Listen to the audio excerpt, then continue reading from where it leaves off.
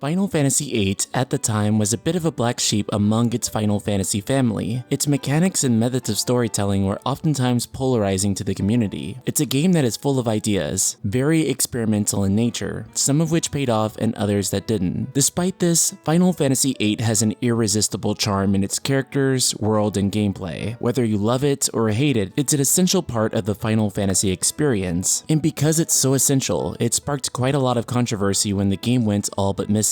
Every Final Fantasy had become playable on a wide variety of hardware, with one big exception, Final Fantasy VIII. Our education system isn't the greatest, but I think we all know that 7, 9, 10 isn't how you normally count. Thankfully, the game is now coming, and is receiving a significant graphical upgrade, though it raises some concerns for me personally about this upgrade. In a recent interview done by popular Japanese publication, Famitsu, as translated by Siliconera, Yoshinori Kitase discussed more about what took Final Fantasy VIII so much longer than the rest. Kitase said that the initial plan was to release Final Fantasy VIII for PlayStation 4, Xbox One, Nintendo Switch, and PC, with more or less the same graphics. But as development progressed, a giant shift would happen, and developers would want to do even more with the game. Famitsu asking, quote, "We previously heard about all the troubles you had, such as missing data from the original versions and such for the other remastered titles. What kind of trouble did you run into for Final Fantasy VIII's Remaster?" The game's original director turned producer of the remaster saying, quote, "At first the plan was to release it on current generation hardware, with more or less the same graphics. However, the title recently celebrated its 20th anniversary, and since TVs evolved from SD CRTs to LCD HD TVs, we decided it was necessary to improve upon character quality. So then we continued its development until just before it went gold. Then out of nowhere, we decided to work on refining the characters. For that reason, we found ourselves in a situation that needed a major schedule change. But thanks to the efforts from the original staff's Harada, the battle programmer, the character modeler Kayano, and the character designer Nomura, we were able to revive it with wonderful quality. The troubles were there, but in the end it was the right call. I have to agree with him that the new character models are pretty wonderful. Despite some people not being fans of the minor details, I think they look perfect. If you look at these games being played on standard definition CRT monitors, that's the old big boxy TVs for those of you who aren't tech savvy, these games still look pretty great. However, whenever you look at them on a high definition screen, they look incredibly muddy, and it can almost be next to painful to look at them for a long time. But notice how he specifically mentions only character models being refined. While it's not confirmed, it's more or less implied that FMVs and pre-rendered backgrounds are pretty much untouched, and will remain the same for the most part, just as they have in the Final Fantasy VII and Final Fantasy IX re-releases. With this being said, I sort of have a problem with Final Fantasy VIII Remastered. While it's great that they want the game to look better on modern TVs, with backgrounds in movies not being improved at all whatsoever, it almost seems somewhat defeating. These backgrounds in movies are more crucial than the character models in some ways, as 3D models can always receive high-resolution textures, anti-aliasing, and other touch-ups to make them more presentable at higher resolutions. But the backgrounds still look incredibly pixelated, at times even looking like a muddy mess. While it was previously thought impossible to upscale these backgrounds into HD, modders such as one by the name of Blippi P have used machine learning techniques to upscale FF8's backgrounds with his recently released graphical upgrade mod, or GUM for short. He released this video comparing before and afters of the pre-rendered backgrounds, which show a massive amount of upgrade. These AI mods are also available for FF7 in the form of HD Rimako and FF9 in the form of Muguri mod, which were made by Capturabao and Z-Pilot respectively. Though it's sort of a shame that Square Enix hasn't taken note of this technology yet to remaster their games. Furthermore, using AI upscalers is also viable for restoring the game's pre-rendered cutscenes and allow them to look much sharper in an HD resolution. YouTube user Beyond Midgar has gone through several FMVs of Final Fantasy VIII as well as numerous other Final Fantasies and upscaled them into HD. I highly recommend checking out his channel and subscribing, as it's really cool to see them go through and drastically improve the quality of these FMVs, and the results are pretty stunning, and they demonstrate just how much better this game would look if Square Enix would take note of what their fans are doing to preserve these games. For that reason, I personally will be buying the game on PC, as you'll perfectly be able to mod the game and enjoy the best of both worlds. That being said, I see so many of you wanting to play the game on PS4 or Nintendo Switch, or even a mobile version on iOS or Android with these mods, and I agree, you should be able to enjoy properly done HD background backgrounds as well. They go a long way in helping a new audience be able to enjoy the games too. That being said, I do deeply wish that Square Enix would take note of this for future releases or even potential patches, as it greatly improves the lifespan and the modern accessibility of their products. So Ultima Weapons, I want to know, do you think Square Enix should be using AI upscalers for Final Fantasy VIII Remastered and up-res all of its backgrounds into true HD? Or are you fine with high-resolution models on the still lower-resolution backgrounds? Or are you just fine playing your original copy of Final Fantasy VIII?